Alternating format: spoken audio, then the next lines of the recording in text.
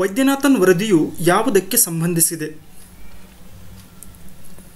ಇದು ಸಹಕಾರಿ ಕ್ಷೇತ್ರದ ಸುಧಾರಣೆಗೆ ಸಂಬಂಧಪಟ್ಟಂತೆ ವರದಿಯನ್ನು ನೀಡಲಿಕ್ಕೆ ಎ ವೈದ್ಯನಾಥನ್ ರವರ ನೇತೃತ್ವದಲ್ಲಿ ನೇಮಿಸಲಾದಂತಹ ಒಂದು ಸಮಿತಿಯಾಗಿದೆ. ಈ ಒಂದು ಸಮಿತಿಯು ಸಹಕಾರ ಸಂಘಗಳ ರಚನೆ, ಅವುಗಳ ಕಾರ್ಯವಿಧಾನಗಳ ಬಗ್ಗೆ ಅತ್ಯಂತ ಮಹತ್ವವಾದಂಥ ವರದಿಯನ್ನು ಸರ್ಕಾರಕ್ಕೆ ನೀಡಿತ್ತು. ಭಾರತದ ಕಂಟ್ರೋಲರ್ ಮತ್ತು ಆಡಿಟರ್ ಜನರಲ್ ರವರ ವರದಿಯನ್ನು ಪರಿಶೀಲಿಸುವ ಸಮಿತಿ ಯಾವುದು? ಆಯ್ಕೆ 1 ಸಾರ್ವಜನಿಕ ಲೆಕ್ಕಪತ್ರ ಸಮಿತಿ ಅಂತ ಕರಿತೀವಿ, members of public accounts committee ಅಂತೇಳಿ. ಇದರಲ್ಲಿ 22 ಜನ ಸದಸ್ಯರಿದ್ದು 15 ಜನ ಲೋಕಸಭೆಯಿಂದ ಮತ್ತು 7 ಜನ ರಾಜ್ಯಸಭೆಯಿಂದ ಸದಸ್ಯರನ್ನು ಈ ಒಂದು ಸಾರ್ವಜನಿಕ ಲೆಕ್ಕಪತ್ರ ಸಮಿತಿಯಲ್ಲಿ ಸೇರಿಸಲಾಗಿರುತ್ತದೆ. ಈ ಒಂದು ಸಮಿತಿಯು ಭಾರತದ ಕಂಟ್ರೋಲರ್ ಮತ್ತು ಆಡಿಟರ್ ಜನರಲ್ ನೀಡಿರುವಂಥ ವರದಿಯನ್ನು ಪರಿಶೀಲನೆಯನ್ನು ಮಾಡ್ತಾರೆ. ವಿಜಯರವರ ಯಾವ ಕೃತಿಗೆ 2019ರಲ್ಲಿ ಕೇಂದ್ರ ಸಾಹಿತ್ಯ ಅಕಾಡೆಮಿ ಪ್ರಶಸ್ತಿ ದೊರೆತಿದೆ? ಆಯ್ಕೆ 4 ಕುದಿ ಹೆಸರು ಎನ್ನುವಂತಹ ಅವರ ಆತ್ಮಚರಿತ್ರೆಗೆ ಡಾಕ್ಟರ್ ವಿಜಯರವರಿಗೆ 2019ರ ಕೇಂದ್ರ ಸಾಹಿತ್ಯ ಅಕಾಡೆಮಿ ಪ್ರಶಸ್ತಿ ಕನ್ನಡ ವಿಭಾಗದಲ್ಲಿ ದೊರೆತಿದೆ. ಕಂದು ಕ್ರಾಂತಿ ಮಸಾಲೆ ಪದಾರ್ಥಗಳ ಉತ್ಪಾದನೆಗೆ ಸಂಬಂಧಿಸಿದೆ. ಹಾಗಾದರೆ ನೀಲಿ ಕ್ರಾಂತಿ ಯಾವುದಕ್ಕೆ ಸಂಬಂಧಿಸಿದೆ? ಮೀನಿನ ಉತ್ಪಾದನೆಗೆ ಸಂಬಂಧಪಟ್ಟ ಹಾಗೆ ಸರ್ಕಾರ ಕೈಗೊಂಡಂತಹ ಕ್ರಾಂತಿಕಾರಕ ಯೋಜನೆಯನ್ನು ನೀಲಿ ಕ್ರಾಂತಿ ಎನ್ನುವಂಥ ಹೆಸರಿನಿಂದ ಕರೆಯಲಾಗಿದೆ. ಮಾನವ ಸಂಪನ್ಮೂಲ ಎಂದರೇನು? ಹ್ಯೂಮನ್ ರಿಸೋರ್ಸ್ ಅಂತ ಕರಿತೀವಿ.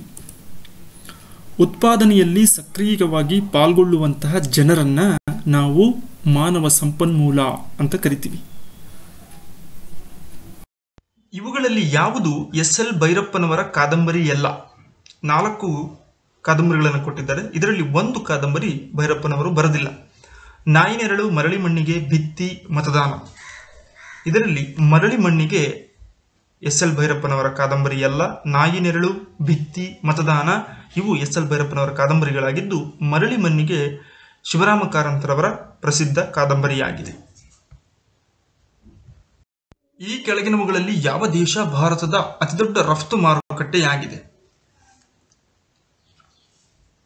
EU ಅಥವಾ ಐರೋಪ್ಯ ಒಕ್ಕೂಟ ಅಂತ ಏನು ಕರಿತೀವಿ, ಅವು ಐರೋಪ್ಯ ಒಕ್ಕೂಟದಲ್ಲಿ ಬರುವಂತಹ ದೇಶಗಳು ಭಾರತದ ಅತಿದೊಡ್ಡ ರಫ್ತು ಮಾರುಕಟ್ಟೆಯ ದೇಶಗಳಾಗಿದ್ದಾವೆ. ಓಜೋನ್ ಪದರ ವಾಯುಮಂಡಲದ ಯಾವ ವಲಯದಲ್ಲಿದೆ?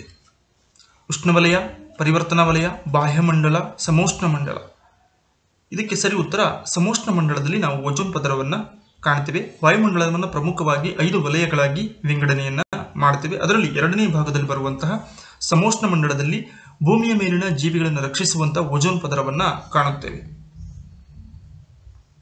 ಈ ಕೆಳಗಿನವುಗಳಲ್ಲಿ ಯಾವುದು ಓಜೋನ್ ಸವಕಳಿಯಲ್ಲಿ ಪ್ರಮುಖ ಪಾತ್ರ ವಹಿಸುತ್ತದೆ? ಅಂದ್ರೆ ಓಜೋನ್ ಪದರ ನಾಶವಾಗಲಿಕ್ಕೆ ಪ್ರಮುಖ ಪಾತ್ರವನ್ನು ವಹಿಸುವಂಥದ್ದು ಯಾವುದು?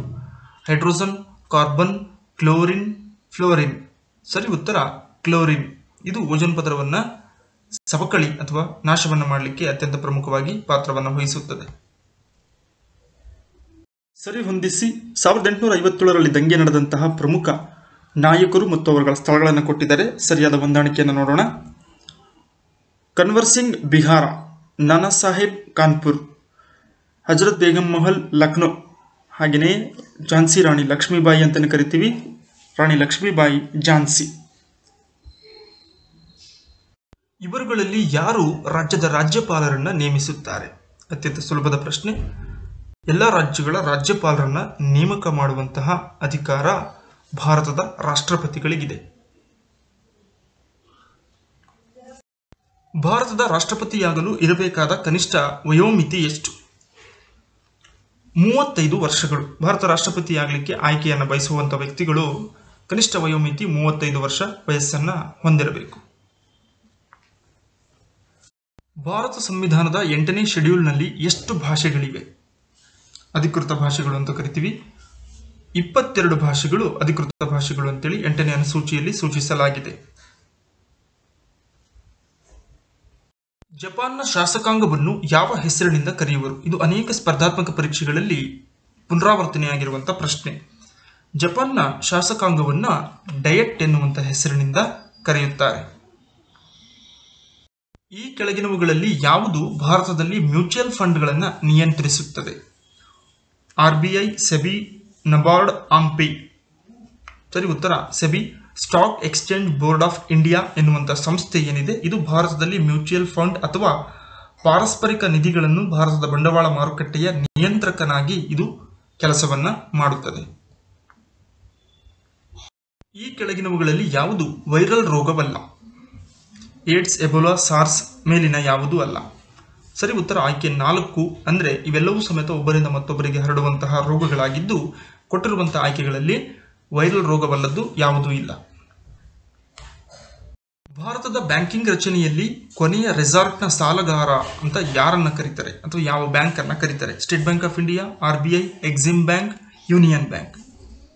ಸರಿ ಉತ್ತರ ರಿಸರ್ವ್ ಬ್ಯಾಂಕ್ ಆಫ್ ಇಂಡಿಯಾ ಅಂತ ಕರಿತೀವಿ. 1949 ಜನವರಿ 1ರಂದು ರಾಷ್ಟ್ರೀಕರಣಗೊಂಡಂತಹ ಈ ಒಂದು ಬ್ಯಾಂಕ್ ಏನಿದೆ ಎಲ್ಲಾ ಬ್ಯಾಂಕ್ಗಳ ಬ್ಯಾಂಕ್ ಅಂತಾನೂ ಕೂಡ ಕರಿತೀವಿ. ಬ್ಯಾಂಕಿಂಗ್ ರಚನೆಯಲ್ಲಿ ಕೊನೆಯ ರೆಸಾರ್ಟ್ನ ಸಾಲಗಾರ ಸಮೇತ ಇದೇ ಆಗಿರುತ್ತೆ. UDYAMI ಎಂಬ ಸಹಾಯವಾಣಿ ಈ ಕೆಳಗಿನ ಯಾವುದಕ್ಕಿದೆ?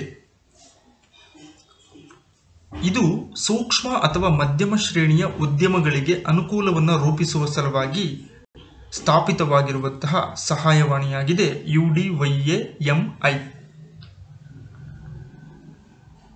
ಈ ಕೆಳಗಿನಗಳಲ್ಲಿ ಸಂಪೂರ್ಣವಾಗಿ ಭಾರತೀಯರು ನಿರ್ವಹಿಸಿದ ಮೊದಲ ಬ್ಯಾಂಕ್ ಯಾವುದು?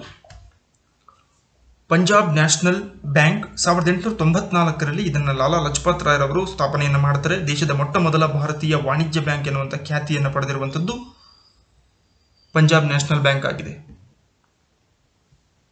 1990ರಲ್ಲಿ ಆವಿಷ್ಕರಿಸಿದ ಮೊದಲ ವೆಬ್ ಬ್ರೌಸರ್ ಯಾವುದು?